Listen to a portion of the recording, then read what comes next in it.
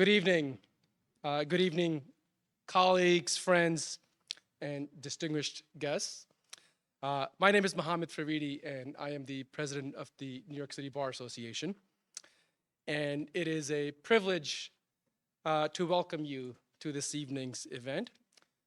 This is both a historic and a deeply historic and meaningful occasion for our association, the conferral of honorary membership upon J. Michael Luttig.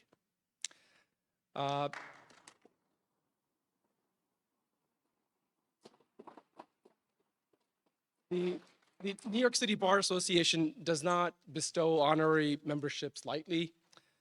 Since our founding in 1870, this distinction has been reserved for individuals of preeminent distinction, jurists and lawyers whose careers embody not only professional excellence, but a deep and sustained commitment to the rule of law. And it is not merely recognition of achievement, it is a declaration of values. It reflects who we are as an institution and whether we believe that the legal profession must defend the rule of law, and especially do so in moments of strain. And over the decades, this honor has been bestowed sparingly to attorneys generals, to international jurists, to civil rights leaders, judges who have demonstrated uncommon courage in service of constitutional principles. The past honorees of this honor include none other than civil rights activists such as Jack Greenberg, the former UN High Commissioner of Human Rights, Louis Arbour, and the former Justice of the Pakistani Supreme Court who led the lawyers' movement in that country, Iftikhar Chowdhury. And what unites all of the honorees is not ideology or partisanship, but fidelity to the law as a constraint on power and as the foundation of democratic governance. Judge Luttig's career reflects that fidelity in remarkable measure. Born in Texas, he graduated from Washington and Lee University, and then attended the University of Virginia School of Law.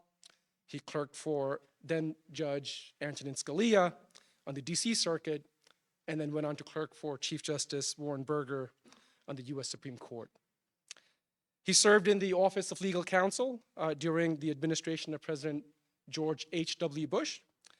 And in that capacity, he had one of the roles in our constitutional system where the meaning of executive power is most carefully examined.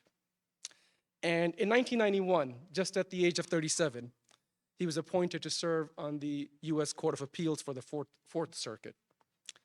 And for 15 years on that court, he served with intellectual rigor and with constitutional seriousness. In Hamdi versus Rumsfeld, he dissented to insist that a US citizen designated as an enemy combatant by the executive was entitled to meaningful judicial review, a position ultimately vindicated by the Supreme Court. His chambers became a training ground for some of the finest lawyers of a generation, with dozens of his law clerks going on to clerk for the US Supreme Court. And after leaving the bench, he might have chosen a quieter public life. Instead, in recent years, the judge has emerged as one of the most visible and principled voices in defense of constitutional democracy. He has testified before Congress about the events that unfolded in Washington, D.C. on January 6th. He's co-authored one of the most methodical examinations of claims of election fraud, and he has spoken about the independence of the judiciary. And in a recent essay that he published on Substack, he quoted Thomas Paine. He quoted common sense. And he wrote, "For as in absolute governments, the king is law, So in free countries, the law out to be king, and there out to be no other. And that simple proposition that in a free country, the law is king, is the animating principle behind tonight's honor. The judge's work reminds us that the rule of law is not self-executing, that it depends on institutions, and yes, it also depends on individuals. It depends on judges who respect the limits of their authority. It depends on lawyers who speak honestly about constitutional boundaries. And it depends on public servants who choose principle over convenience. So our Bar Association's decision to confer honorary membership this evening is not about politics. It's about constitutional fidelity. It's about affirming that the independence of the judiciary is not a partisan value, that the truth in constitutional interpretation matters, and that those who have benefited most from our constitutional system, for instance, lawyers, bear a special responsibility to defend it when it is tested. So, Your Honor, on behalf of the Board of Directors and the members of the New York City Bar Association, it is my distinct honor to present you with this certificate recognizing your election as an honorary member of this association. And this certificate reflects our deepest respect for your service. It reflects our deepest respect for your integrity and your steadfast commitment to the very principles that make this country great. Not individuals, it's about the rule of law. So please join me in congratulating.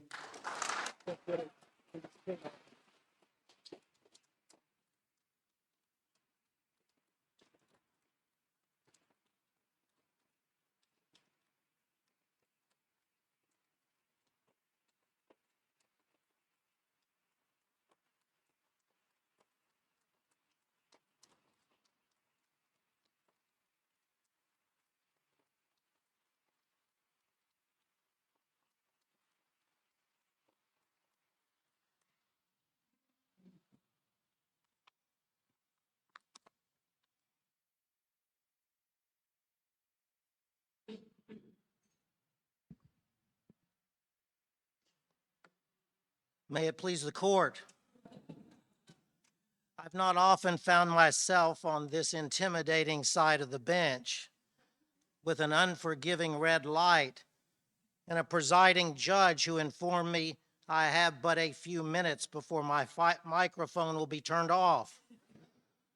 I will try my very best to observe the rules, but I beg the court's forgiveness in advance.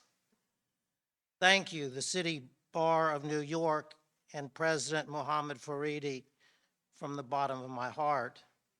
I am humbled, I am grateful, and I am honored beyond words to accept honorary membership in this, the most illustrious bar, not just in the United States, but indeed the world.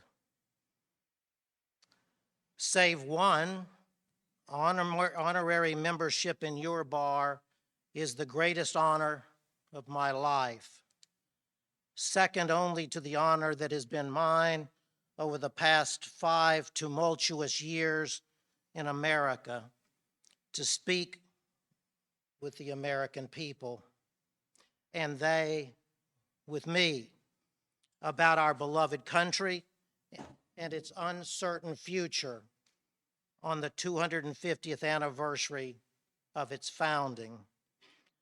I must also take judicial notice that I do not belong in the company of the luminaries to whom you have previously awarded honorary membership in your distinguished bar. Among those giants of the law are the prominent jurists in the respective countries at the time: Warren E. Burger, the 15th Chief Justice of the United States; and the Right Honorable Lord Denning, Master of the Rolls and the People's Judge. British Prime Minister Margaret Thatcher once said Lord Denning was, quote, probably the greatest English judge of modern times. Chief Justice Burger was my mentor and my dearest friend, and Lord Denning was also my friend through the good offices of the Chief Justice. I also want to thank my wonderful wife of 45 years who is with me here tonight. It is she who has borne the heavy burden of my conversation with our fellow Americans for the last 5 years.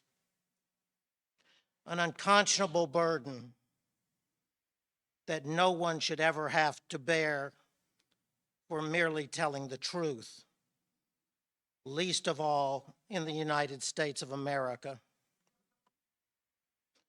Now, friends, listen not for my words, but for the words of George Washington, Alexander Hamilton, Thomas Jefferson, James Madison, and Thomas Paine. Listen for the words of Abraham Lincoln and for the words of Martin Luther King Jr. And hear. These are the times that try men's souls, as were the times that tried our souls 250 years ago. In these times, as in those, and in those times 163 years ago, we are engaged in a great civil war, testing whether this nation or any nation so conceived in liberty and dedicated to the proposition that all men are created equal can long endure. As we dedicated ourselves here before, we must now here dedicated ourselves again to the great task that yet remains before us, that this nation under God and this government of the people and by the people and for the people shall not perish from this earth. Since its very founding, America has been the envy of the world and the beacon of freedom and liberty because of the shining light of its democracy and its rule of law. But today, as we celebrate the 250th anniversary of America's birth, America is not that same envy to the world, and it is not that same beacon of freedom and liberty to the world that it has been since its beginning. We pray that tomorrow America will once again assume its deserved place as the envy of the world. January 6, 2021 was a dark day in American history. On that day, the 45th President of the United States instigated a war on America's democracy and forced upon this nation an unpeaceful transfer of power for the first time in almost 250 years. From that day until this day, he has persisted in the prosecution of that war, presenting himself to America and to the world as a clear and present danger to American democracy. 4 years later, on January 20th, 2025, the same man, the 47th President of the United States and now wannabe king, declared war on the Constitution, the rule of law, and the nation's federal judiciary. But where, say some, is the King of America? I'll tell you, friend, he reigns above and doth not make havoc of mankind like the royal brute of Great Britain. Let a crown be placed thereon by which the world may know that so far as we approve of monarchy, that in America the law is king. For as in absolute governments the king is law, so in free countries in the free countries the law ought to be king, and there ought to be no other. But lest any ill use should afterwards arise, let the crown at the conclusion of the ceremony be demolished and scattered among the people whose right it is. The founders believed that were such a demagogue ever come into power in America, he would, having once been elected, and at a second or third election outvoted by 1 or 2 votes, pretend false votes, foul play, and hold possessions of the reins of government. Thomas Jefferson to James Madison, December 20th, 1787. The founders of this, the greatest nation on earth, and the greatest experiment in self-government in all of civilization, feared this man who has waged these wars on America's democracy and rules of law, and they feared these times in America. They believed these times would mark the end of the nation they had founded. Alexander Hamilton, writing to George Washington in 1792, those then who resist the confirmation of public order are the true artificers of monarchy. When a man unprincipled in private life, desperate in his fortune, bold in his temper, possessed of considerable talents, having the advantages of military habits, despotic in his ordinary demeanor, known to have scoffed in private at the principles of liberty. When such a man is seen to mount the hobby horse of popularity, to join in the cry of danger to liberty, to take every opportunity of embarrassing the general government and bringing it under suspicion, to flatter and fall in with all the nonsense of the zealots of the day, it may justly be suspected that his object is to throw things into confusion, that he may ride the storm and direct the whirlwind. A half-century later, a young man of a mere 28 years who would one day become the 15th president of the United States of America also foretold of this danger to the republic from within. We toiled not in the acquirement or establishment of them. They are a legacy bequeathed to us by once hardy, brave, and patriotic, but now lamented and departed race of ancestors. Theirs was the task, and nobly they performed it, to possess themselves and through themselves us of this goodly land, and to uprear upon its hills and its valleys a political edifice of liberty and equal rights. 'Tis ours only to transmit these to the latest generation, that fate shall permit the world to know. At what point shall we expect the approach of danger, said the young Abraham Lincoln. Shall we expect some transatlantic military giant to step the ocean and crush us at a blow? Never. Never. At what point, then, is the approach of danger to be expected? I answer, if it ever reach us, it must spring up amongst us. It cannot come from abroad. If destruction be our lot, we must ourselves be its author and its finisher. As a nation of free men, we must live through all time or die by suicide. I hope I am overwary, he said, but if I'm not, there is even now something of ill omen amongst us. I mean by that the increasing disregard for law, which pervades the country, the growing disposition to substitute the wild and furious passions in lieu of the sober judgment of the courts, and the worse than savage mobs for the executive ministers of justice.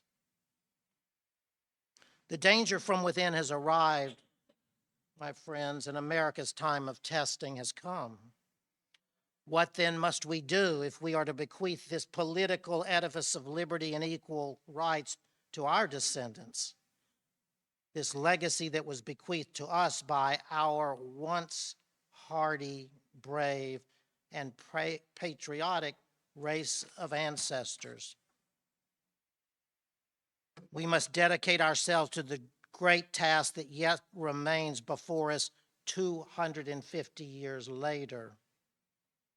'Tis ours only to transmit this goodly land and this political edifice of liberty to the latest generation that fate shall permit the world to know.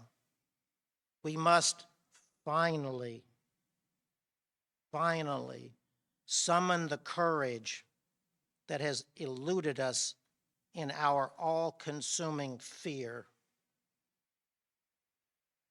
Americans must summon from deep within the courage that was once our founders' courage when, with a firm reliance on the protection of divine providence, they mutually pledged to each other their lives, their fortunes, and their sacred honor.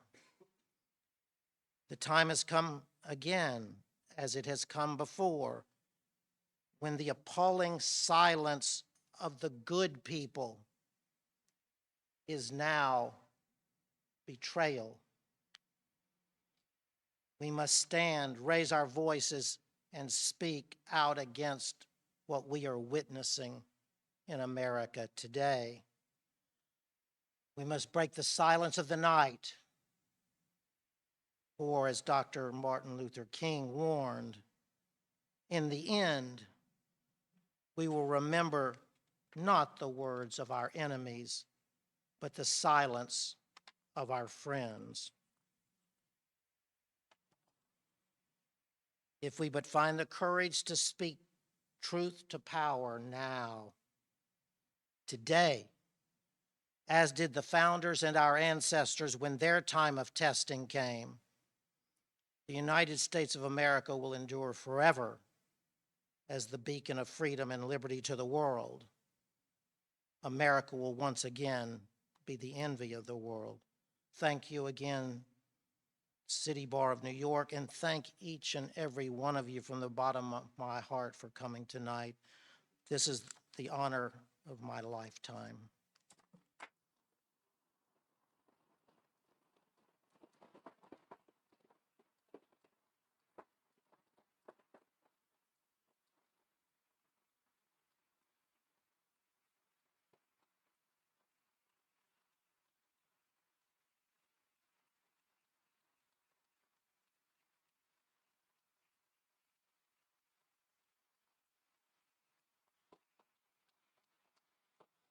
Thank you so much, Judge Luttig, for that marvelously stirring set of remarks. We're so moved by them. I can assure you, you'll hear from many of us.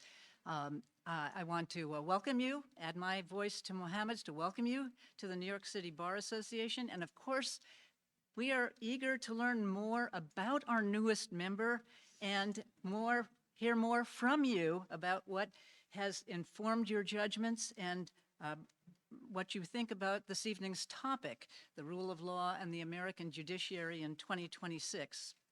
Fortunately for us, Judge Luttig has brought along with him a friend who happens to be an extraordinarily insightful interviewer and commentator on current affairs, and he will help us appreciate the judge's thinking. So I'm going to ask Judge Luttig and Ali Velshi to come to the dais.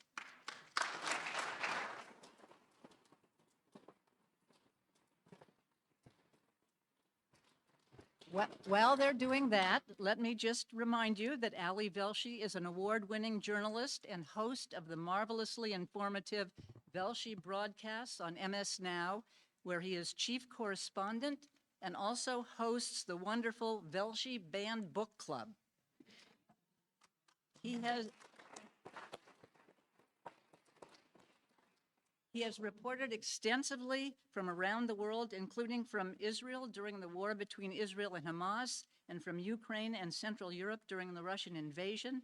In the U.S., he has covered multiple midterm and presidential elections.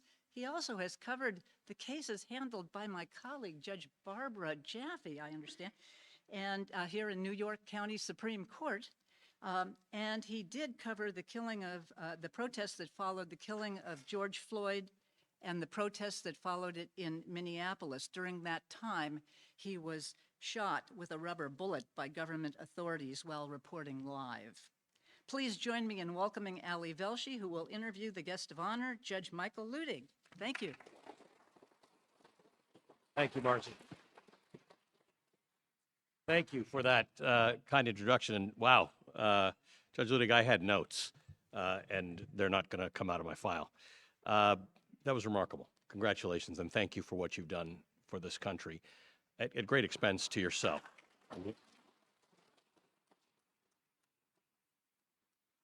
And your amazing wife and partner, Elizabeth. You and I have had a conversation about many of the things you touched on and that Mohammed mentioned. Most notably, a great conversation that stands out in my mind about Thomas Paine and common sense and dissent. And it seems, these things seemed like extra abstractions 5 years ago to people, the Constitution and the constitutional violations that were going on. But now we're seeing it.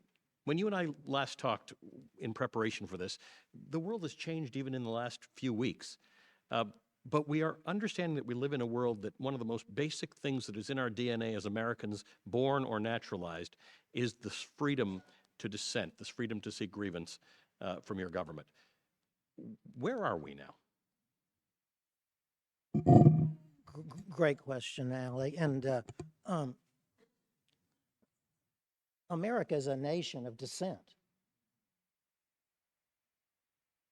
We became America by dissenting in what was the greatest dissent at the time in all human civilization. Think about the courage that that took by our ancestors that I just spoke about. They pledged their fortunes, their honor, and their lives to protest and dissent from rule by monarchy. They then fought the Revolutionary War to gain their independence from the British Crown. The Revolutionary War, and indeed it was a revolution for all of history, in order to create this nation and a government by law, not by men. So I would suspect, I would say today, though I've never said it previously in my life, that dissent and the First Amendment's guarantee of the right to dissent is the most sacred right in the United States of America. So Ali did a show. If Ali ever asks you to go on a show, just go. For this reason, you don't have to do anything. You don't even have to say anything. Ali speaks for like 15 of the 20 minutes. You're watching it and watching him, you're mesmerized, and you're fascinated by the brilliance of the man, at the end of which he says, "Do you agree, Judge Luttig?" Now, the only credit I get at this place in my life is for being smart enough to just answer the question. And I just say, "Yes, I do, Ali." and the show comes to an end. But there did come that very day, in the past year, and unbeknownst to me, Ali had done what I later told him was the most magnificent show on dissent in America that I had ever seen. And of course, he started with the great Thomas Paine, without whom it's possible, at least the people who know say it's possible, America would never have declared its independence from the British Crown. So powerful were his words, my favorite of which I recited tonight. But fast forward 250 years and think about those words today.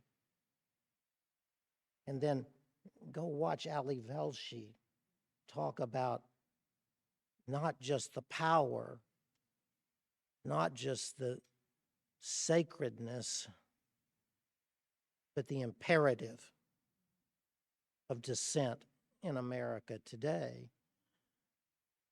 Thomas Paine, Ali Velshi, and I have talked for the past 5 years about courage, as we've all watched in dismay at what I called the absence of courage in America when America needed courage more than ever. As I said tonight, or alluded to tonight, in our all-consuming fear, Americans have forgot courage when the definition of courage is courage in the face of fear. And we are seeing an evolution, I think, in front of us. It's happening now, where we're learning that courage is contagious. We're watching our fellow citizens, our judges, our prosecutors, there's more of it we're seeing now. 5 years ago, you got dragged into this a little bit because you were just asked an opinion on something and you delivered it, and it may have changed the course of our history. As bad as January 6th was, 2020, it actually could have been worse if Mike Pence had not heeded your advice. Talk to me about this, because right now I am seeing, I don't know if you're seeing it, I am seeing more courage out of Americans, where they realize that their responsibility is not simply the thing that you do every couple of years and vote. We're called upon to do different things no matter who we are. Do you think people are answering this call that you made at the end of your acceptance speech? I'm glad you phrased it that way at the end. We are all being called today in America to defend America and the Constitution and our democracy and our rule of law. We have no choice but to answer that call. But we've refused to answer that call for 5 years. But as Ali says, only in the recent weeks after 5 years are we seeing the collective courage of Americans as they have witnessed the events of the past 2 months, and they're rising to their feet, and they're dissenting, and they are saying to their government, no more. We will not tolerate this any longer. The past couple of weeks, beginning with Minneapolis, for the first time in 5 years, I've begun to feel a little hope, and my wife has felt that much more hope as a result. Now, we should accept that for what it is, but let's ask ourselves what it took. It took masked federal agents murdering residents, if not citizens of the United States of America in cold blood, one at a time, and then lying about it to the American people and to the world. Lying. This time, there was nowhere for them to hide because the courage of Americans had come forward and they were filming every bit of it, much to the displeasure of our government. This is our government. It's not their government. We, the people, created the government, and the government exists because of us and to serve our interests only. But it took this much. Think of everything that's happened up to now. But thank God it did happen. You know, Americans are waking up and they don't like what they see. Then the Super Bowl. You know, if you want to reach Americans, go on TV at the Super Bowl. Better yet, be the halftime routine at the Super Bowl. I don't know about you all. I was watching the game only because my wife was watching it. I'd never watch a football game. And I looked up and I said, "What is that?" And she said, "Well, I don't know." And she said, "It's Pink Bunny or somebody." And I said, "Who is that?" And she said, "Well, I don't really know. I think it's a singer." And I said, "Well, what are they doing out there?" And then I watched a moment longer and I said, "Are they protesting Donald Trump?" And she said, "It kind of looks like it." And I said, "Well, you know, they're all clothed. They're not cursing. There's no profanity. There's no sickness.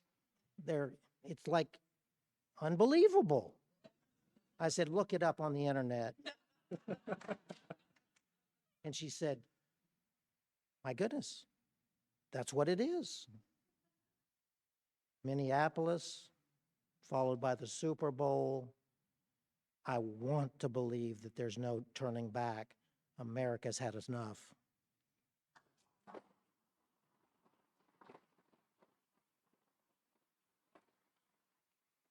I want to believe that with you, and to that end, people stop you in the street because you are a symbol of what courage can look like, and you have provided a roadmap of what courage looks like. And I think our fellow Americans require a roadmap.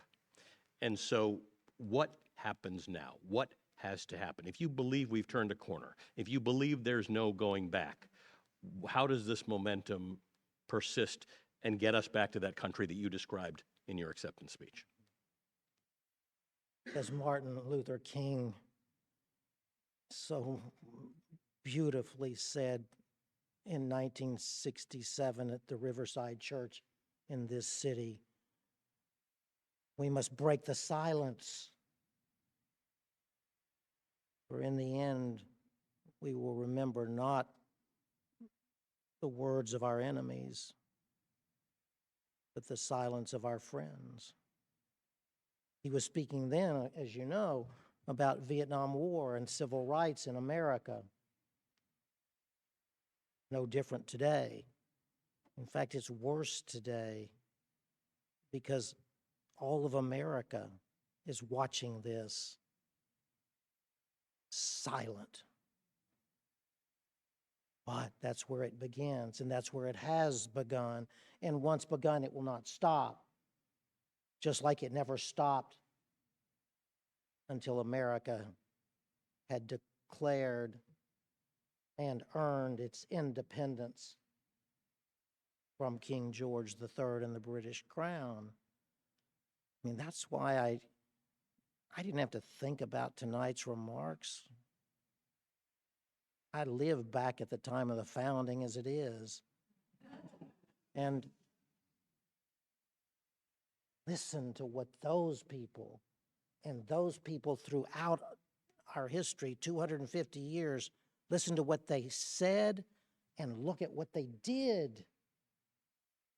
First to create this nation and then to sustain it so that it would long endure, as Abraham Lincoln said. Think back to 163 years ago. That's when Abraham Lincoln gave the speech to the Lyceum in Illinois at the age of 28. One of the greatest speeches ever given by man on the institutions of government, democracy, and law in the United States of America at the age of 28. And he spoke those words that I read to you tonight and said, already in our midst is the abandonment of the rule of law. And then think about what they all did when their time for testing came. They did something to save the country. And then they bequeathed that saved country to us. And that's gone on for generations and generations and generations. That's why I said tonight, we have to do what's necessary now, today, so that we can bequeath to those who follow us, our descendants, that edifice of liberty that the young Abraham Lincoln spoke about. You break the silence. Voting, that's not enough. We have a president of the United States who once refused to accept the election results of the American people and has persisted in that denial of the election of his successor for the past 5 years. And most recently, the President of the United States of America has said that his federal government should take over federal elections in the United States of America. He was very proud of that. Big statement. There's only one problem. That's directly contrary to the Constitution of the United States of America. So what was his comment the next day? The Republicans. Listen, I'm a Republican, and I'm disgusted. He said the Republicans should take over the elections in the United States of America, because he has previously said the Democrats are radical leftists who can't be trusted with public office ever again. The President of the United States. The greatest issue right now in this country by everyone is the midterm elections, because of what Donald Trump has said. When I testified before Congress about on January 6th, the headline news was that I said that the president was a clear and present danger to American democracy, not so much because of what he had done on January 6th, but because of what he was planning in plain view of the American people at that time. Fast forward to this time. He is planning in plain view of the American people by executive order and executive order and executive order to steal the midterm elections. What in God's name does it take for Americans to rise and say no more? He wasn't around at the founding of the country. He might have been there for the Lyceum speech of Lincoln's, but not from the founding. Judge, I see Marcy, which means we're out of time. All right, one quick question, because we got a room full of lawyers and judges. Your simplest version, so I don't get in trouble from Marcy, your simplest version of what the calling is if you are not just a citizen of the United States or resident of the United States, but you are actually a lawyer or a judge right now. What is the calling for you? I believe to a certainty that the time is so late that all we can do now is dissent and protest peacefully in as great a numbers as we can. The No King's Day, the second No King's Day, and now what will be the third No King's Day, was a protest around the world. Millions upon millions upon millions of people. Minneapolis, those patriots took to the streets to defend America and their rights as American citizens, took to the streets peacefully. That's necessary. If it's not sufficient, it's at least necessary. Voting will not do it for the reasons we just explained. We can't count in America today on electing the people that we vote for.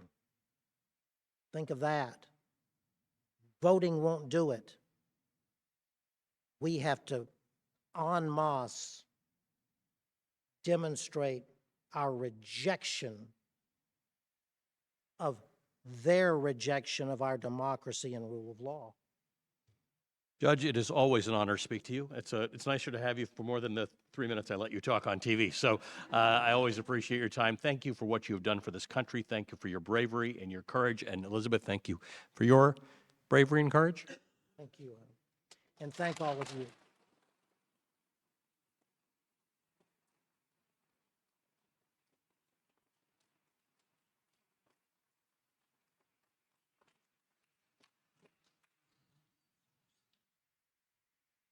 Okay, our thanks to Ali Velshi for a wonderful conversation with Judge Luttig.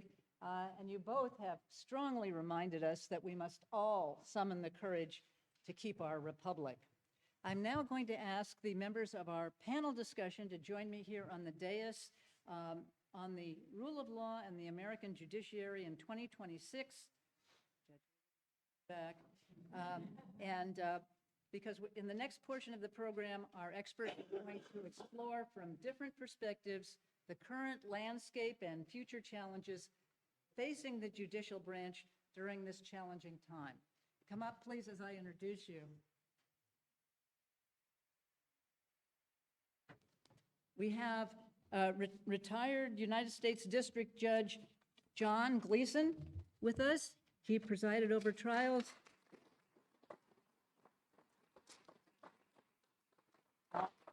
in the Eastern District of New York for 22 years. I'm going to give you a tent. Yeah, a tent. Everyone knows who you are, but have it anyway, please, okay? That's right. For 22 years. Prior to that, he served as an assistant U.S. attorney in the Eastern District of New York, where he successfully prosecuted John Gotti and wrote a highly acclaimed book about it. He is now a partner at Debevoise and Plimpton, heading their white-collar criminal defense and government regulation practice. Many of us recall his forceful remarks as the amicus appointed by Judge Emmett Sullivan on the Department of Justice's motion to dismiss the prosecution of former National Security Advisor Michael Flynn after his guilty plea, calling the motion pretextual, corrupt, and politically motivated. Oh, that wasn't all. I don't mean to say that was the only thing you said. Okay. Next, we have Asha Rangappa. She's a senior lecturer at Yale University's Jackson Institute for Global Affairs and a former associate dean at Yale Law School.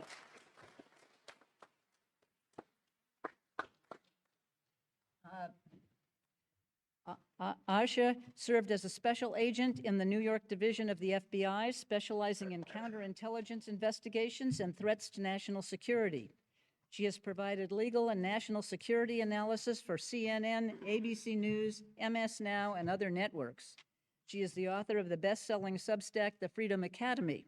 She has published op-eds in the New York Times, Washington Post, Wall Street Journal, and other major outlets.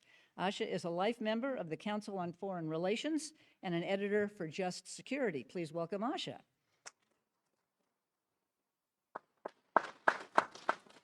We should have Dean William Treanor on the screen, please. He's joining us by Zoom tonight. Hello, Dean Treanor.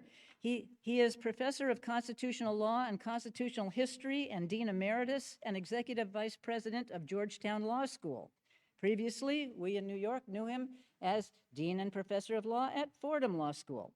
His earlier career included service as deputy assistant attorney general in the DOJ's Office of Legal Counsel. He holds a PhD in history and has been recognized as one of the 10 most cited legal history scholars in the United States. In March 2025, then Dean Treanor responded to the threat by the then interim U.S. Attorney for the District of Columbia, Edward Martin, to reject employment applications from Georgetown law students and grads until he, Mr. Martin, approved of the school's curriculum. Dean Treanor called it violative of both the school's free speech and religious exercise rights under the First Amendment. Please welcome Dean Treanor. Thank you. You have already met Judge Michael Luttig. We recall his seminal article in The Atlantic last spring on the end of the rule of law in America, and we look forward to hearing even more from him now. I'm going to introduce our moderator for this illustrious panel, Jennifer Rodgers. Jennifer is special counsel for ethics and professional responsibility in the Kings County District Attorney's Office. She teaches at both NYU and Columbia Law Schools and was formerly a legal analyst for CNN. She has served on the City Bar's board and on its Rule of Law Task Force. I just have one logistical mention. You have received a QR code on your chair, and this is how you will ask questions of the panelists. Just scan this and type in your questions, please. The questions must be submitted digitally, and they will be deemed anonymously submitted. We will not be taking questions orally, so please use the code. Jennifer, I turn it over to you. Thank you, Marcy. Hi, everybody. Nice to see you all. Thanks for being here. So we're going to talk about the rule of law as it relates specifically to the judiciary in our time. We heard some terrific, very broad thoughts about the rule of law and our democracy from Judge Luttig earlier. Some people think of the rule of law very broadly like that, or broadly like the operations of government. We're going to narrow the focus because what we're going to talk about is the judiciary's role in checks and balances. What happens when, as we've had for the last 15 months, one branch of government overstepping, right? Actions, policies, et cetera, that are illegal or arguably illegal, a massive response from individuals filing lawsuits, advocacy groups, et cetera, and then all of that lands in the court, and it's the judiciary's job to sort all of that out. So what happens when this clash comes together in the numbers that we've been seeing? How are judges handling this? Is our system as it is set up and has worked fairly well for a long, long time, is it working now, today, in the situation that we face? If it's not working, how so? Why not? And what can we do to fix it? So that's the focus of the panel tonight. And I'm going to turn first to Asha down at the end. Hello, Asha. So as we all know, since January of last year, there has been I would say like a flurry, but really more like an avalanche of executive orders, executive actions, an unprecedented response. And so that's a huge strain on the system, at minimum. If nothing else, even if everything's being decided properly and the parties are acting as they should, it's a big strain on the system. So we've had a year to kind of watch all of this happen. So what are your thoughts, Asha, just broadly speaking, in terms of how the system is working? How are we doing? And you mean the judiciary, right? Yes. I mean, I would say the state of the judiciary is strong. And I'm leaving the Supreme Court to the side here. I'm talking about the lower courts here.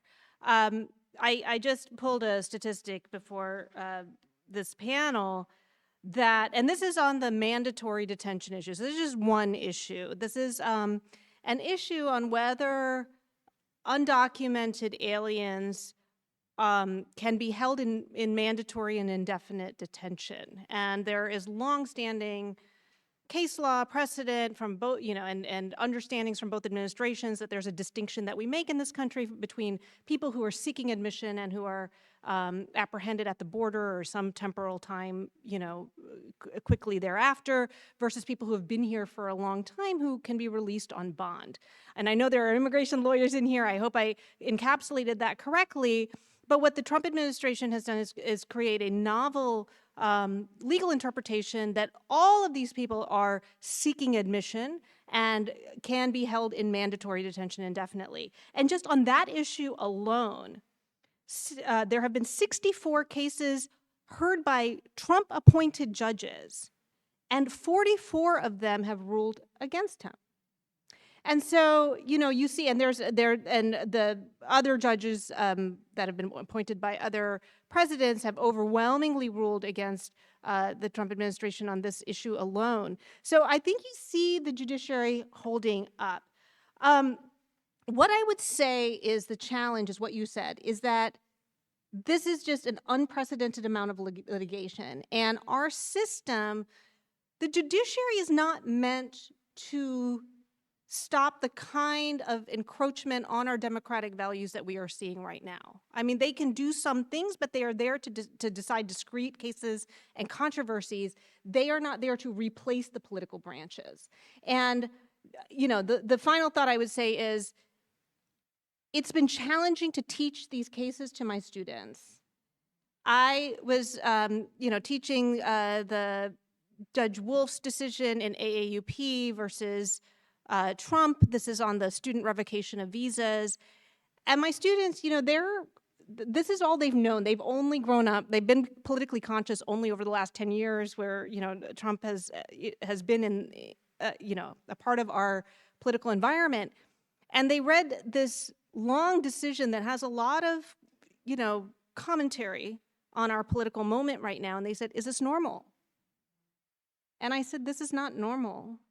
But the fact that it's not normal is an indication of how extraordinary this moment is, because judges don't normally do this.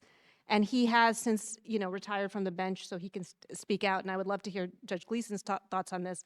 But that's what I would say about where we are with the judiciary. So Judge Gleeson, I'm coming to you next, and I have the same question, but I also want to ask about emergency measures, because the judiciary is often really slow, but of course is set up for injunctions and expedited appeals and the like when things need to move quickly. But it still feels like we've seen a lot of things, agencies shutting down altogether, impoundment of funds, things that are causing immediate harm, and that harm is not remedied by the judiciary, even though there are mechanisms for that. So how is the judiciary doing, and with a particular focus on kind of the speedy stuff? Sure. I'm with Asha. I give my former brothers and sisters on the district bench. I'm a trench dweller. I was a district judge in Brooklyn. I'll leave it to those who have breathed the rarefied air of the Court of Appeals and SCOTUS to opine on those. But I'm proud of what my former colleagues have done. They're grinding it out. They're a collection of people. You can disagree on particular cases, but I'm proud of the way they've rolled up their sleeves and applied the rule of law. There are limitations. Asha alluded to this as well. I mean, there's case and controversy limitations. There's limitations on the relief they can afford. And I think the important thing, looking at the, inefficacy, if that's implicit in your question, is, our system is a fabric. And Judge Luttig, and kudos to the city bar for honoring Judge Luttig today and for including me in this panel. It's such an important thing to talk about. But part of the fabric, is this absence of courage, and district judges perform a very important role. But we have not seen any of the, a break on executive power that we normally see from the other branches, from the Article I branches. It took, we've had all these wars, right? We had a war on universities, war on law firms, war in Iran, war in California. There's all these wars. And it took, as the judge put it, it took a couple of murders in Minneapolis for some the prominent Republican members of the Senate to step up. They included Senator Cruz, they included Senator Tillis, some other Republican senators, to actually push back a little bit. I hope you're right, and I think you probably are, that there was we're at an inflection point, maybe a turning point, but there's been a complete absence of that sort of break on executive power. Another way in which that part of the fabric that we're used to operating has failed is we had all those whiplashes with the tariffs. And it's like half a dozen bills that were introduced, and they can't pass a bill. There's like a complete abdication, in my view, of responsibility of the senior members of the legislative branch to act as a brake politically and with enactments that we're used to. And that's what we need. And that, I think, places in sharper relief the degree to which there is a limitation on what judges can do. It's not bad that there's a limitation on what judges can do, but that's all they can do. Dean Treanor, we see you. We're ready to hear from you. So what do you think about this? I mean, the one question is, so the process is slow and deliberate most of the time. That leads to judicial legitimacy, public confidence in the judiciary. Those things are important, but do we still have a problem with where things are? Is the judiciary not nimble enough, not quick enough to handle what's going on, or do you think that they're doing generally a good job, again, setting SCOTUS aside for the moment? Right. Well, thanks very much. I was originally scheduled when we were going to have this event before the snowstorm to be physically present. I'm actually in Europe right now, but I wanted to be part of this, both because it's an important conversation and also to celebrate Judge Luttig, who has really been such a hero at this crucial moment. So, I'm delighted to be here. I have to say, I've been very impressed with district courts. I think, what I've seen is that district courts across the country have really stepped forward. And that's regardless of who appointed the district court judges. What we've seen is, I'm in the District of Columbia, was where I've been the past few years. Trump appointed judges in the District of Columbia have really been very courageous and have ruled in a way that has been, at odds with the administration. And, I think that's really very reaffirming. And for me, that's really what the judiciary is about. They have gotten it right. I also think that they've moved quickly. And the challenge that we have, and I realize you're bracketing the Supreme Court, is that in so many crucial cases, the Supreme Court has intervened and stayed injunctions. So, the district courts have performed very, very well. And the challenge that we're facing right now is that the Supreme Court is really preventing the district courts from doing what they should be doing. So Judge Luttig, coming to you next. And my question is, we all seem happy or satisfied with how district courts have responded to this onslaught of cases related to the conduct of the executive branch. There have been, I don't know if it's countless, but numerous, many instances of administration lawyers, Trump administration lawyers, appearing to provide incomplete, misleading, flat-out false information to courts. The so-called presumption of regularity that used to apply when a government lawyer spoke, courts tended to generally give that some credence. Seems to be damaged, if not gone forever.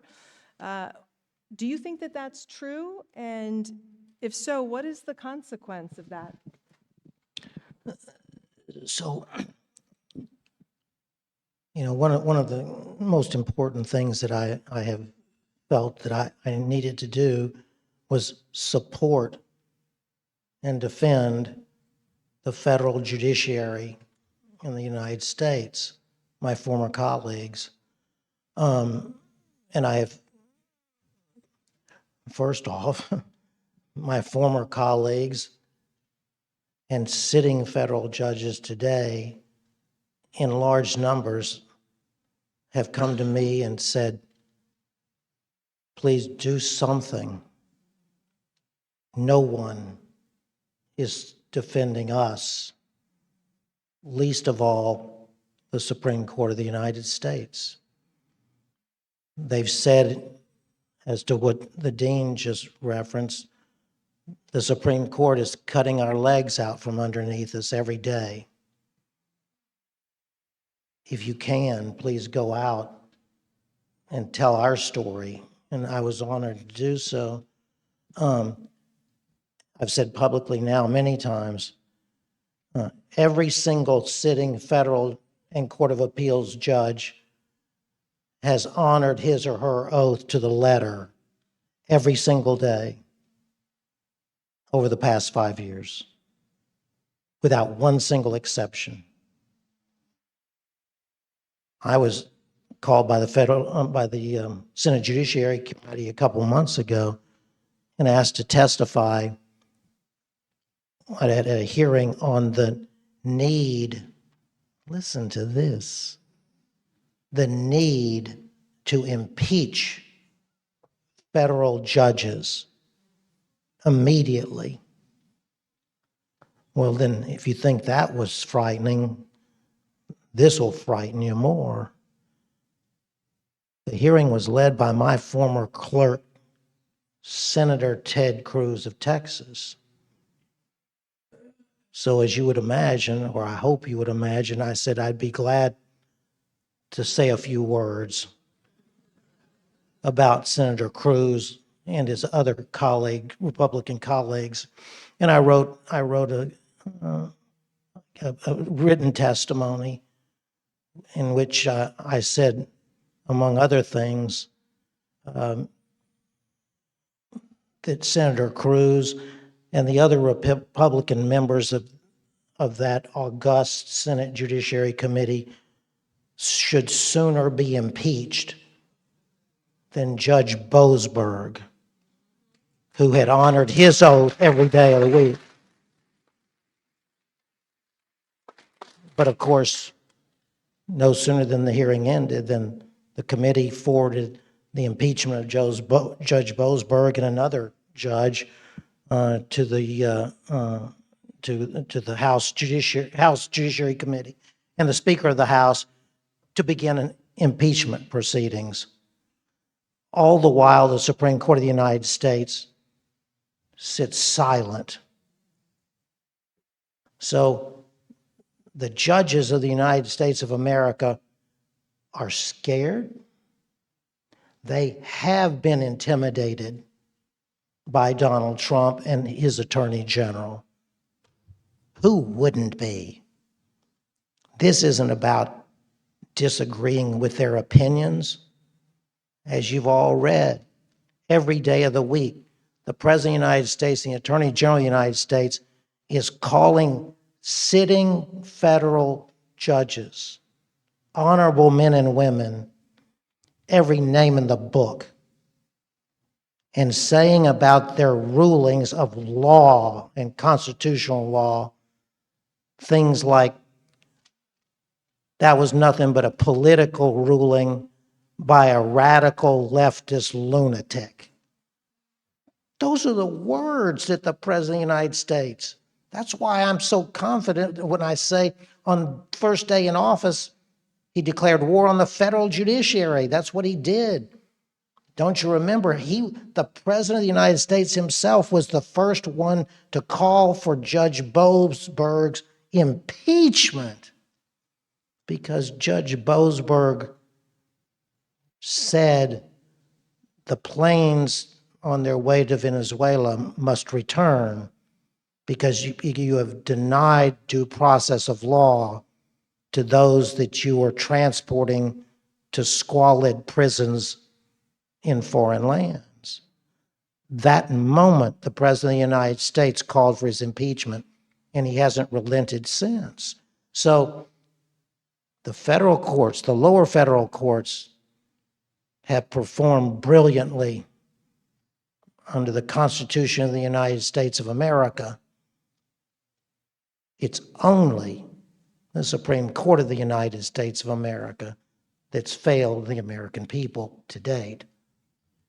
So, Asha, I want to follow up on this regularity point in matters specifically around foreign policy and national security, because it's sort of an extension of that point when it comes to those areas, right? Judges usually give the kind of presumption of regularity, and then plus, oh, the executive branch is the experts in these areas. But what do you do when the executive branch cites, quote unquote, foreign policy or national security, but the judge doesn't believe their factual assertions, or they don't even offer any? I mean, that's been happening too. They're just saying that they fall into these areas and the court has no jurisdiction to act, for example. So where are we when that happens? Yeah, this is exactly where our antenna needs to go up with all of the policies that are happening now. And I think a good place to just sort of have as a reference point is Trump versus Hawaii in 2018. And if you remember in Trump versus Hawaii, what the court said is, we're not going to really peek behind the curtain here. If this is a policy that on its face is within the authority of the executive branch to do, even if there's all these crazy racist tweets and, there's, he's actually saying on camera that he's trying to find a way around, to do it legally because he knows he might get in trouble, we're just going to look at this because this is within the expertise of the executive branch. The court there took pains to distinguish what it was doing from Korematsu versus the United States, but military necessity was sort of the ultimate deference in Korematsu, right? Like, we're not going to ask, this is just so crazy and dangerous, we're just going to trust you guys. What we're seeing now, Jennifer, is court after court saying, actually, we are going to look behind the curtain because we actually don't believe you. And some judges saying, I can look out my window and see that what you are telling me in my courtroom is not true. Just a couple of weeks ago in Ohio, the district court TRO about where the Secretary of Homeland Security lifted the TPS restrictions for Haitian immigrants. And she said, this is just completely, like, that she had done nothing in compliance with the statute to consult with other agencies, but, things are still dangerous in Haiti, and the court is saying this. So what we're seeing is this real pushback against what the administration is doing, and I think this is actually, going to be the most salient issue when all of these things go to the court, is how much deference is the executive branch owed if the executive branch is not operating with regularity. In other words, the processes are not happening where the conclusions that are coming out are not, the normal outcomes of those processes, and they are not acting in good faith. And I think it's extraordinary that that this has been happening. I think it's terrible for the government because, as you know, Jennifer, as a former federal prosecutor, and I'm sure all of you know as lawyers, the only thing you have going into a courtroom is your credibility.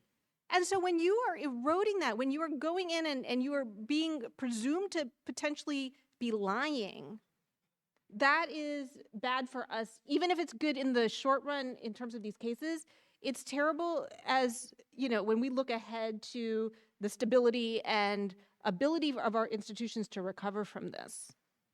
So, Judge Gleeson, in part because of what Asha is saying, that they're inside the courtroom, judges are not believing what the government is saying, they're pushing back. we've seen numerous instances of what looks like the government trying to avoid judges, right? Avoiding getting into the courtroom altogether. So, I mean, they're already in the courtroom in the Judge Boasberg situation, but they insist that there's no jurisdiction, right? We've learned recently through a whistleblower disclosure that ICE doesn't think it needs search warrants anymore to go into homes. Now they want to do it with an administrative warrant so that they don't have to go to a judge, presumably, right?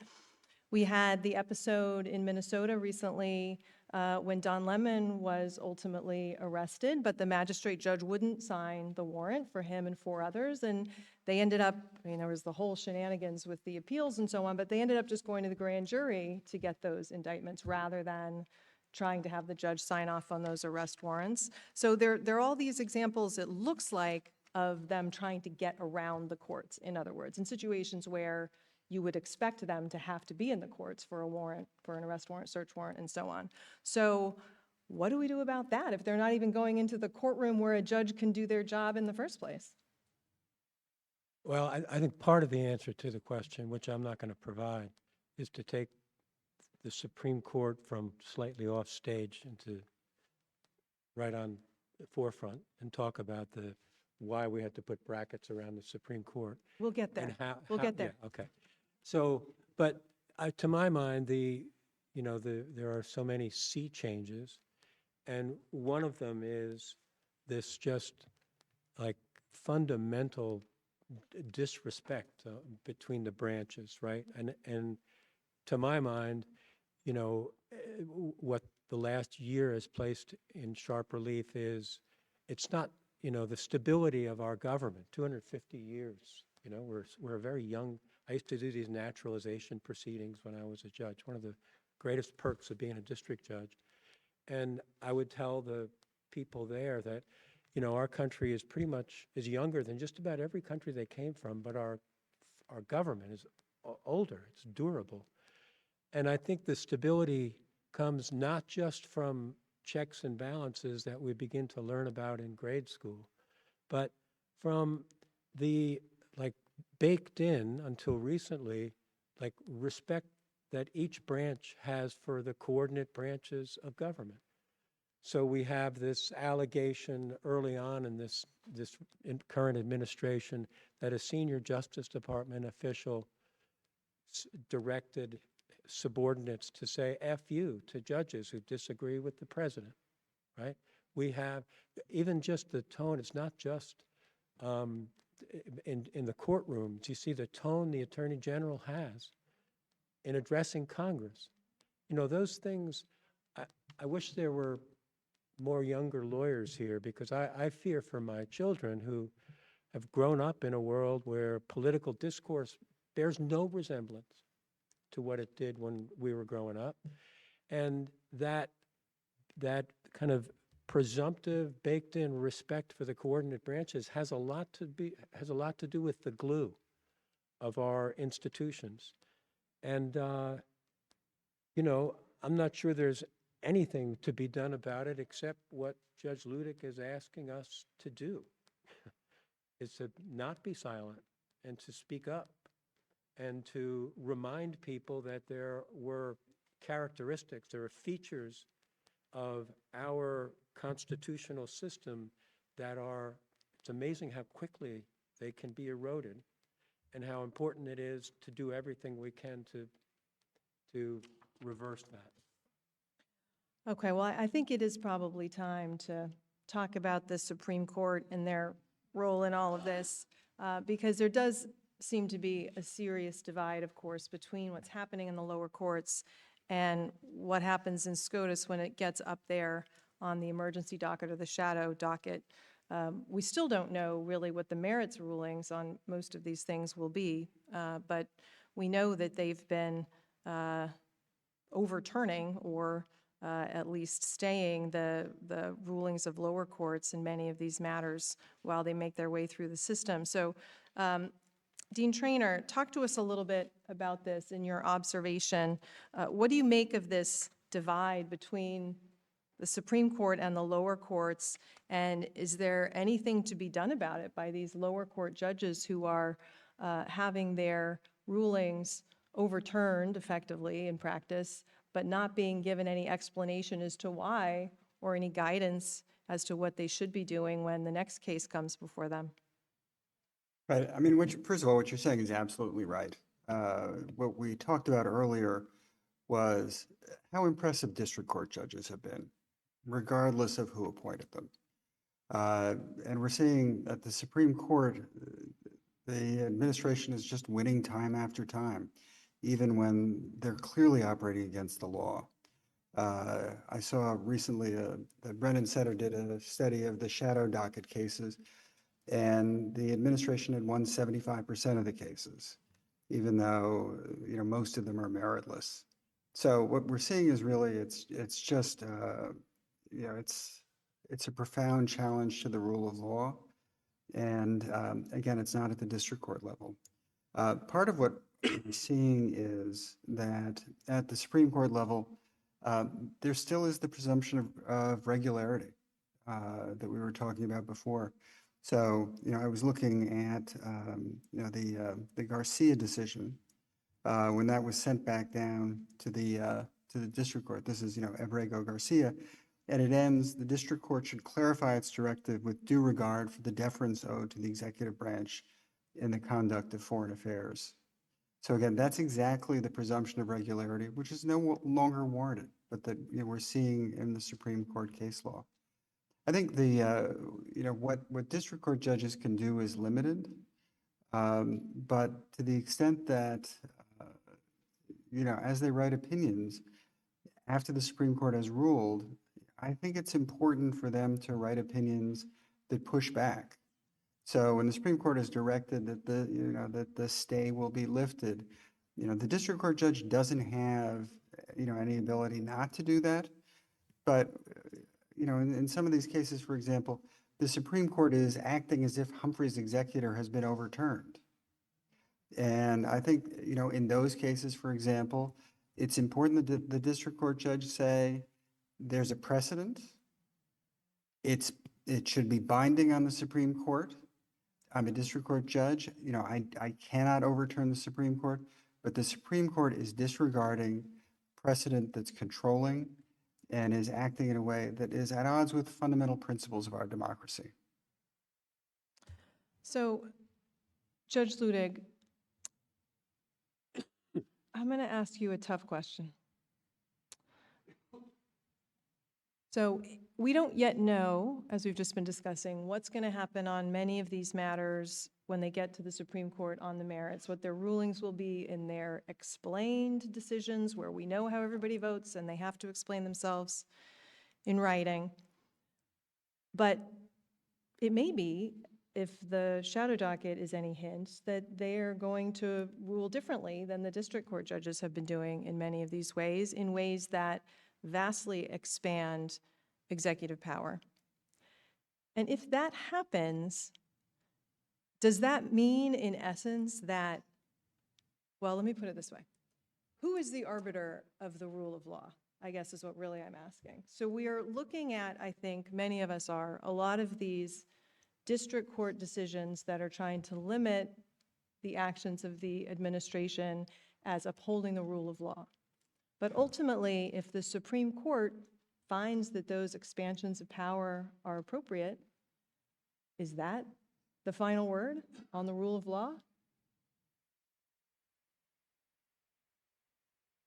Well, Jennifer, in baseball, that's what's called a high inside fastball. And I addressed the question over a year ago in the Atlantic piece that I wrote after Trump's first 100 days in office, which I actually titled "The End of the Rule of Law in America." And I canvassed the 12 or 14 initiatives, signature initiatives of the president during his first 100 days in office, analyzed them, and concluded that every single one of them was either patently unconstitutional or otherwise in clear violation of extant law, federal law. But in discussing the tariff case in particular, I said that it doesn't really matter what the Supreme Court decides about the tariff case. nor does it matter tonight what the Supreme Court decides about any other matter, if it ever decides the cases. When the nation needed the Supreme Court of the United States more than ever in its history, this Supreme Court was AWOL, intentionally and deliberately. I think it was just this last summer during an interview where the interviewer knew that the Chief Justice of the United States is a long time and dear friend of mine. We actually interviewed back to back with President Bush for the Supreme Court, and the president chose John. But this past summer, the interviewer said, well, what would you say to your friend, the Chief Justice, if you saw him today? And I said, it's simple. I would tell him he's presiding over the end of the rule of law in America. So what does that refer to? The dean has raised it, but we need to understand it. The lower courts have almost universally ruled against Trump on everything. Well, then Donald Trump takes it to the Supreme Court on an emergency basis and claims there's an emergency. There has never been an emergency during the past 5-10 years of Donald Trump's presidency. Not one single emergency. Never in 250 years would the Supreme Court have ever said that any one of these was an emergency. But in what the dean referenced, the court takes that emergency appeal from the President of the United States into the bosom of the court, as we call it. And then within days or weeks at most, it issues an order. An order. Almost always in the fundamental, biggest questions of constitutional law possible under the Constitution of the United States. And what does that order say? On the merits. Nothing at all, not one single word. Not one word. What is a full opinion of the Supreme Court? The Supreme Court sits to issue full written opinions explaining its decision under the Constitution of the United States. What has it done under Donald Trump for the past 2 years? In its shadow docket, it issues orders without one single word of explanation or reasoning that just says the lower court decision is stayed. But it's worse than that.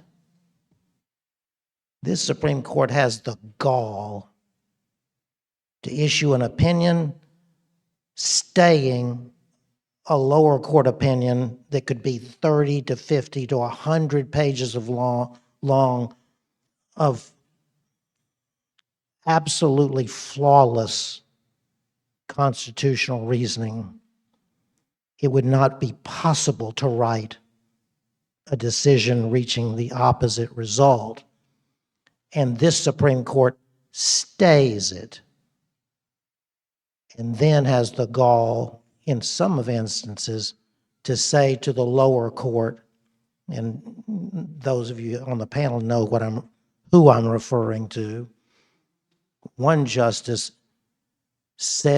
upbraided the lower court federal judge and said, your responsibility is to follow our opinions of law.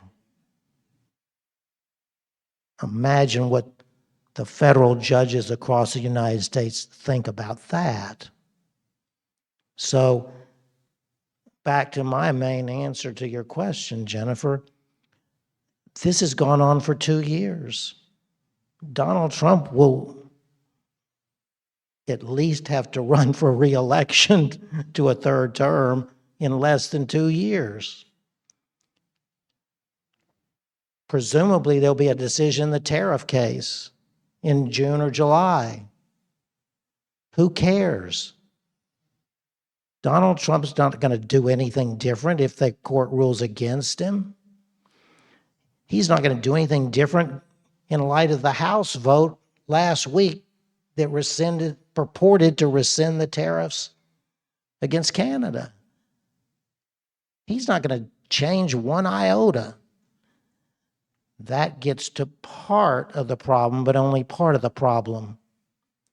This Supreme Court knows that Donald Trump won't do anything that they tell him to do unless he wants to do it. And so they don't want to be exposed as feckless. The only problem with that is it's their job under the Constitution of the United States to order the President of the United States to do things consistent with the Constitution.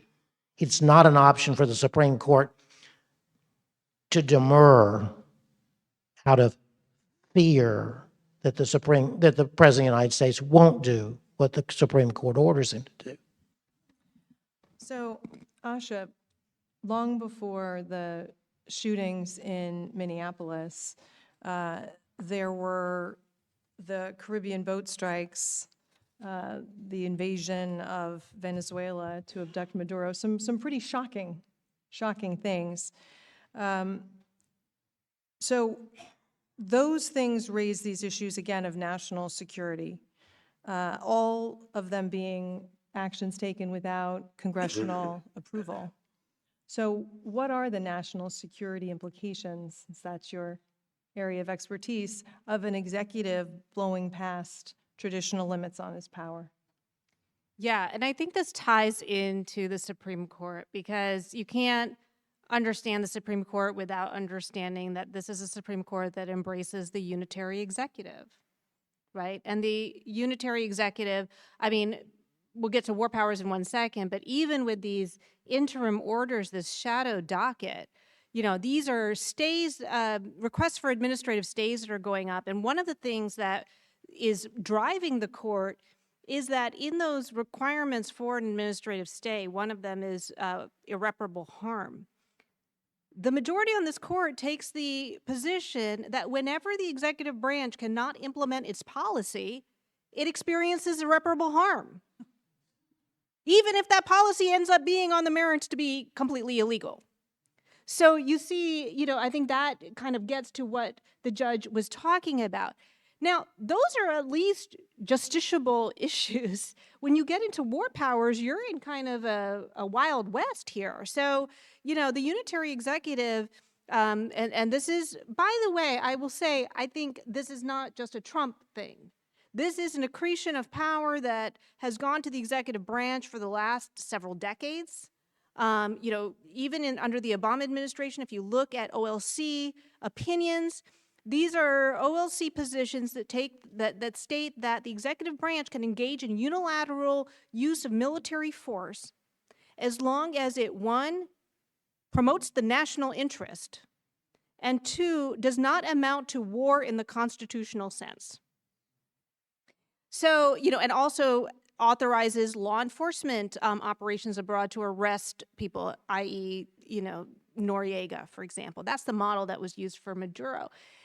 So you see that there is this idea of not just the unitary executive, but the primacy of the executive over other branches. And the only way to curb it is, under the unitary executive theory, is through Congress's power of the purse or maybe impeachment. So, you know, it's not even clear to me how this can be reined in if Congress does not have the will to do it. So, Dean Treanor, so much of what we think the conduct that supports the rule of law, how our government ought to act, is not really based on statutes, right, or rules, but on norms that develop.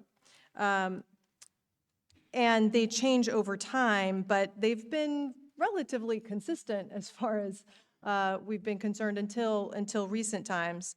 So when what is being violated are expectations and our sense of righteousness and historical practice as opposed to black letter law. What can we do to curb that kind of violation? Well, let me go back to where the judge started in his speech. The threat that we're seeing right now is unprecedented. I'm a legal historian. Many of the founders would not have thought that we would still have this Constitution more than 200 years after the Constitutional Convention. It has been extraordinary that we've had this really run of what now seems to be good fortune for a long period of time. And there's not a simple answer to how we turn things around. I think what we're witnessing right now is we're seeing a very systematic attack on every part of the United States that might challenge the administration. We're focusing today on the courts, but it's also universities where I am, it's law firms, it's foundations, it's the media. It really is, it's across the board. And I think the critical thing that all of us can do is, in whatever way we're involved, to push back. And I think, those are the kind of statements that will be crucial to reestablishing a sense of obligation and commitment to the rule of law. So there's no simple answer, but I think it really is something that we collectively have to work towards, to restoring the foundations of our democracy. Because, as you say, it really is about norms even more than rules. So Judge Gleeson, I want to raise what I think many people think is a positive development among district judges pushing back. Obviously a case comes into your courtroom and you're going to deal with that case, the facts that are in front of you, the parties that are in front of you, and so on. But Judge David Novak in the Eastern District of Virginia issued an order around Lindsay Halligan's United States Attorney position and ordered that she no longer use that title and struck her name from the pleading. And now that was a matter in front of him because he had a pleading, as all criminal pleadings would have in that district where her name was on it. But he was similarly situated to all of the other judges on the bench, and yet he was the one who took it upon himself to issue that order. I don't know if that was a agreement in the lunchroom or something, that he be the one to do it. But it struck me as, he was kind of going out there a little bit and doing something beyond what exactly was in front of him, right? Or at least an extension of it. So, I wonder what you think about that and if that is something that more judges should be doing. Well, my answers to this might be idiosyncratic, but I never found that bar grievance process to be satisfying. Most things are local, including these processes, and in our neck of the woods, they're confidential, and to the very limited degree I did it in the 22 years on the bench, I never heard back. I never found out about anything I ever referred to the disciplinary committee. But separate and apart from its opacity and its apparent, to my mind, lethargy,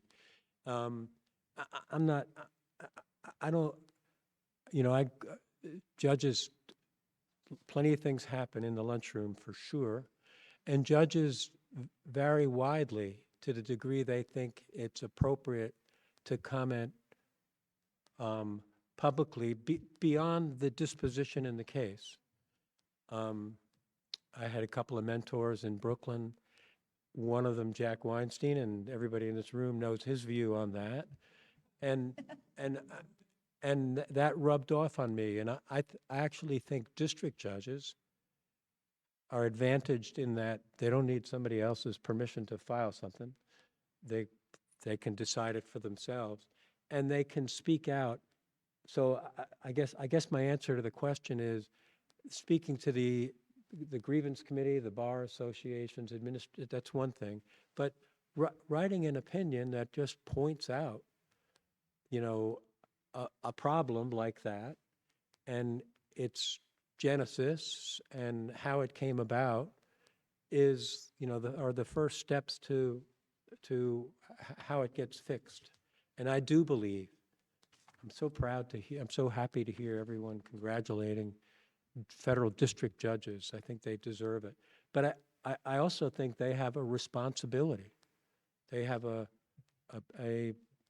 they're in a position to shed useful light. It might be ignored by policymakers. They're in a position to shed useful light about how practices and policies play out in the wells of American courtrooms. And they should speak, and speak in a more normative way, not just in a case dispositive way, in my view. So Judge Luttig, I have one more question for you, and then I think we'll take some of the questions that have come in. We heard your call to action. We are all going to No King's Day. We will hoist our signs and march proudly. Is there anything, though, that can be done in terms of the Supreme Court, the shadow docket, anything jurisdictional reform from Congress? Is that a possibility? Would would term limits or a mandatory enforceable ethics code on the Supreme Court help matters? Is there anything that you see reform-wise that would help the fix that we're in, or that we're likely in as we wait for all of these rulings to come down? No. Well, that was fast. I guess we're ready for questions now. Well, let me explain my no. We shouldn't end this evening under the illusion that America will be saved if only a few federal district judges start writing opinions that address the larger societal issues, okay? Nobody cares what a district judge says. No one cares what a Court of Appeals judge says. Frankly, no one cares what a Supreme Court justice says. Our institutions in America have failed us. As I've been saying for 5 years, it's now left to we, the people. Just like in the beginning, when there was no government of the United States, there were no institutions of law and democracy, because we had been living under a monarchy for years and years and years. We're not in much of a different place today. To the separation of powers question that was broached earlier, there are no separation of powers and checks and balances in America today. Just think of what we're all saying. The Congress is nowhere to be found. The President of the United States is not merely usurped.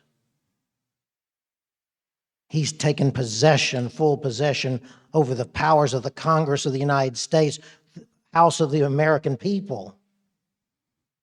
There's not a senator or a Republican senator or congressman who has yet to cross swords with the President of the United States over anything. And what is the Supreme Court doing? Completely abdicated its responsibility to decide questions of constitutional law. There are no checks and balances. There is no federal government by the people, of the people, and for the people. The time has arrived for us to take back the federal government that is ours. It's really, reforms. God Almighty, we don't need reforms. We need, we the people, to enforce the government that we created under the Constitution of the United States. If you held a gun to my head and said, well, just name some reform that might have a chance of saving America, I'd say abolish the Supreme Court.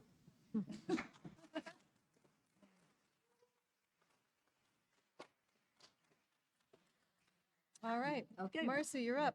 Okay, we have a number of questions here. I'm not sure we'll have a chance to get to all of them, but a couple of them have to do with the use of nationwide injunctions.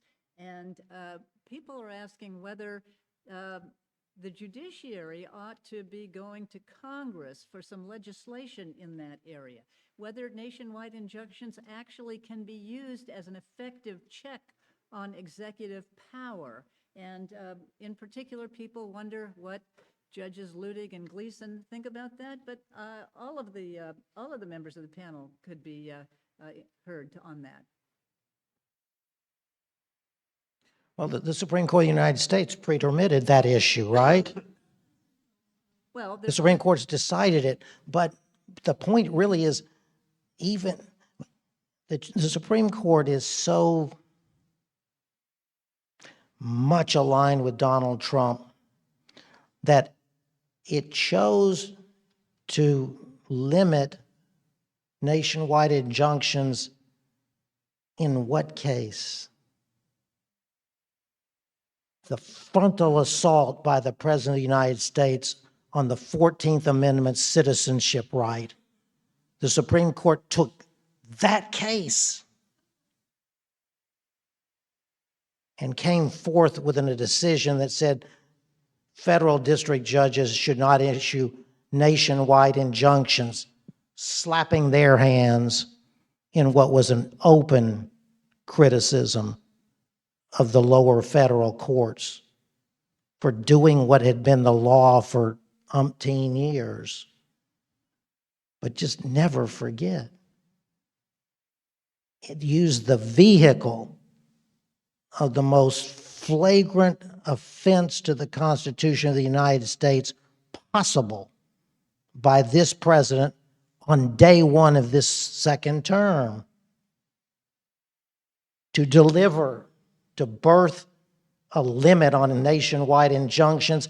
And the issue that the president had put forth on his first day in office,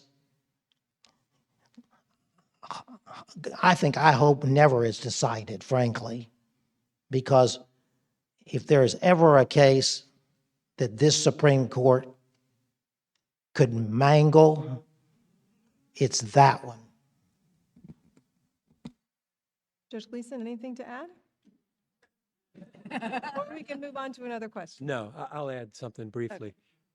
Putting aside the messaging associated with the case in which that happened, which is fundamentally important, I never had much of a problem with nationwide or non-nationwide, because the exception to the final judgment rule that permits an immediate appeal from a denial of an injunction or a grant of an injunction was there to speed up the resolution of an individual judge's grant or denial of injunctive relief. So I thought it was cool to enjoin the whole country. Don't get me wrong about that. But I didn't think it was that important, because unlike everything else which has to await a final judgment, it goes up, and it should, in a well-oiled system which we don't have, it should make it to the circuit, and if sufficiently important, to the Supreme Court with expedition, even if it's not a nationwide injunction. Jennifer, I never thought in my life that we should have nationwide injunctions until Donald Trump came to office. Okay, here's a question from a different point of view. Some scholars liken the current president to an FDR-like character and downplay the threat to our democracy from the president. How would you distinguish the current president from FDR in terms of an attack on the rule of law and centralization of power in the executive? Don't scream, just respond. Okay. Identify yourself first. Can we have Dean Treanor handle that, Yeah. please? So I have to say, it's so fundamentally different. FDR never challenged the rule of law. FDR never prosecuted his political opponents. FDR never systematically went after the universities and the media and law firms. What we're seeing now is absolutely unprecedented. And what FDR was doing was, he was pushing a constitutional agenda. The closest thing that he did in terms of kind of moving against the norms was trying to pack the Supreme Court. But that was a matter for Congress, and they decided not to do it. It was something that was totally constitutional. So what Trump is doing is something that we have never seen in American history, and it is totally different from FDR, who was operating within constitutional structures. Okay, the next question is, the current president apparently doesn't understand basic civics, nor do a scary percentage of voters. Is the current situation a reflection of that? And if so, what do we do? In other words, Judge Luttig, your idea that we all need to go to the No King's March and speak up, is that enough? Or what more can we do? Well, the broadest movement in America today is actually for civics education as a response to what we're seeing. The problem is it's too late for civics education. We are in the crisis now. Civics education at its best will educate the future generations about what America was and could have been had it not been for this period in American history. So there are a couple of questions about the disregarding of the rule of law, including walking away from international law and treaties that we have subscribed to and that have governed our country's behavior for decades. I'd like to know, Asha, what do you think people ought to be doing about that? What should the bar be doing about it? I feel like we're in a position, and I think this is sort of partly, and correct me if I'm wrong, Judge, but these questions are almost, they still have a certain complacency that we're in a position to fix it.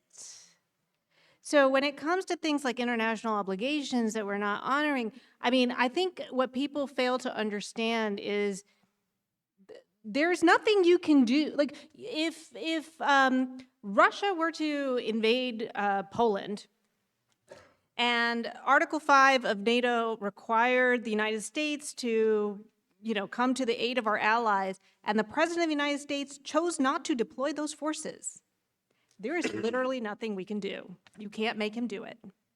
And so, we're in an unprecedented situation where, in many ways, I think what the judge is trying to say is the only remedy is really a political one.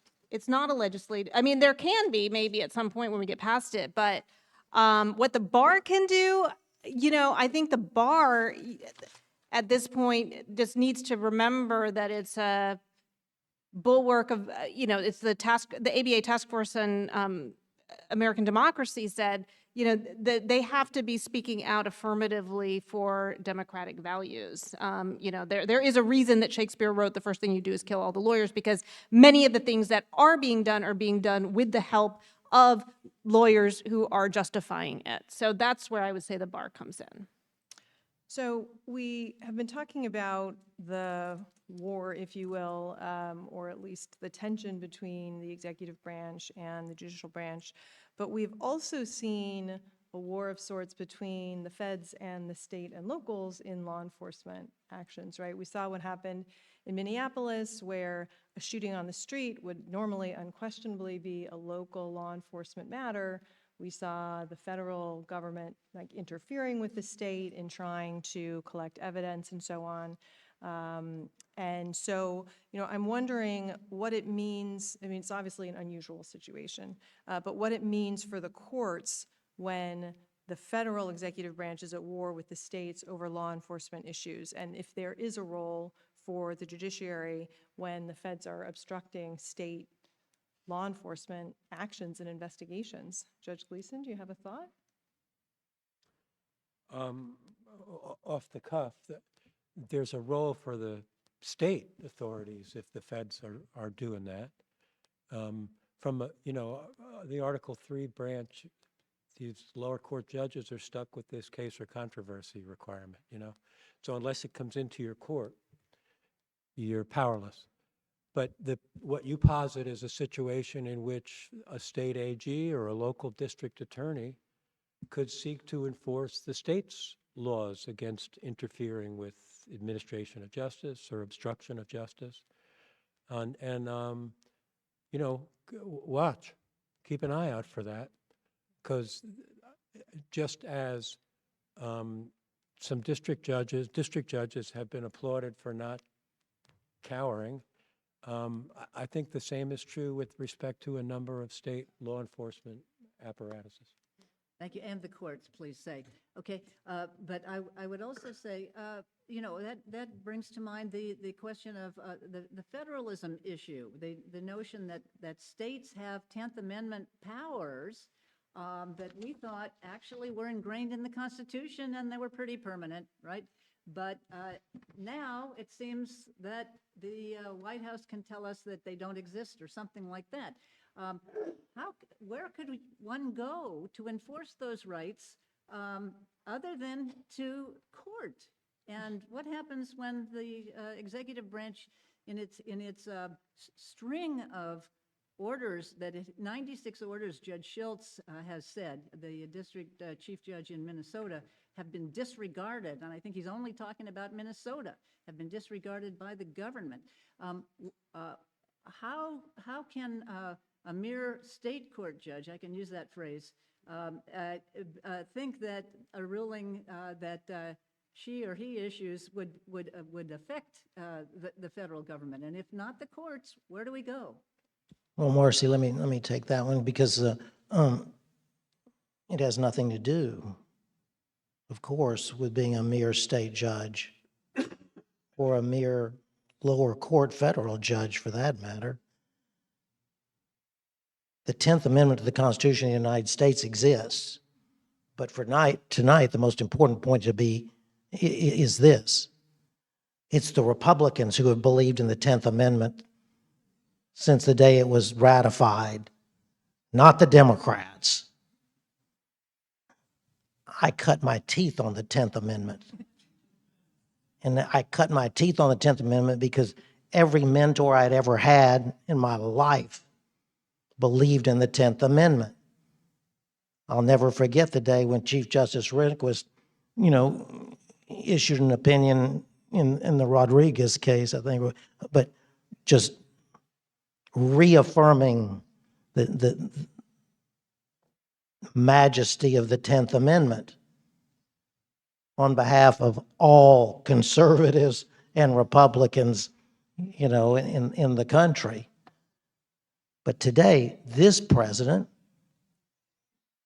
and we can take judicial notice of this too, he doesn't care about that hypocrisy.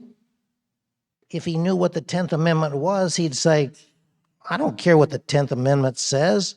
I want federal forces to go into Minneapolis because it's out of control. And that's what his so-called legal advisors would tell him is permissible.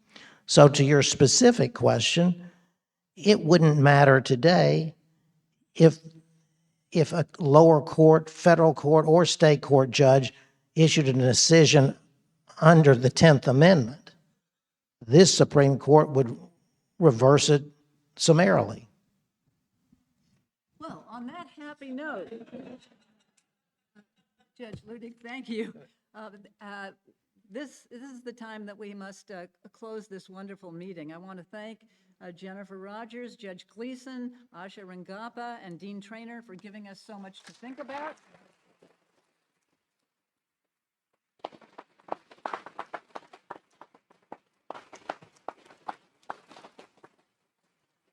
And our deepest thanks to Judge Luttig for agreeing to join our ranks and sharing his incisive thinking with us throughout the evening. And again, thanks to Ali Velshi for a special introduction to our newest member.